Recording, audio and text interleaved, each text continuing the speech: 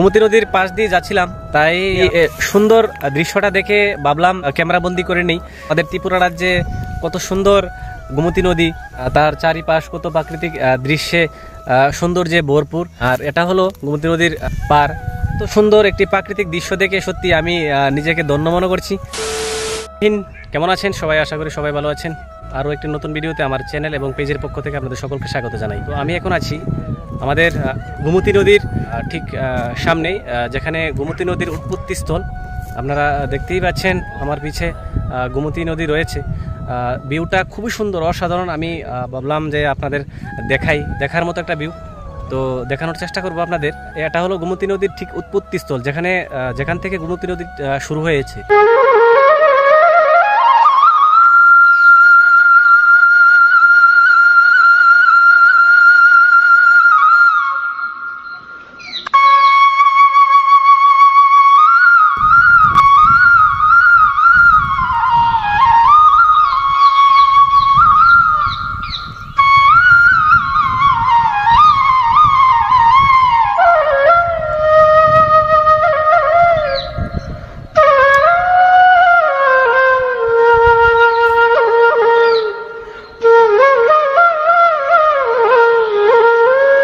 গোমতী নদীর পাশ দিয়ে যাচ্ছিলাম, তাই এই সুন্দর দৃশ্যটা দেখে ভাবলাম ক্যামেরা বন্দি করে নেই।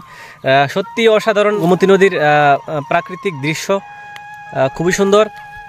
দেখুন কত সুন্দর নৌকা দিয়ে মাছ ধরছে, দেখতে পেলাম। কত সুন্দর প্রাকৃতিক দৃশ্য, সত্যি একদম ঠান্ডা বাতাস, খুবই ভালো লাগছে। এরকম মনোরম দৃশ্য সত্যি বিরল। এত সুন্দর একটি প্রাকৃতিক দৃশ্য দেখে সত্যি আমি নিজেকে ধন্য মনে করছি। কারণ আমাদের ত্রিপুরা রাজ্যে কত সুন্দর গোমতী নদী, তার চারিপাশ কত প্রাকৃতিক দৃশ্যে সৌন্দর্যে ভরপুর, সেগুলি তুলে ধরার চেষ্টা করেছি। খুবই ভালো লাগলো। আর এটা হলো গোমতী নদীর পার।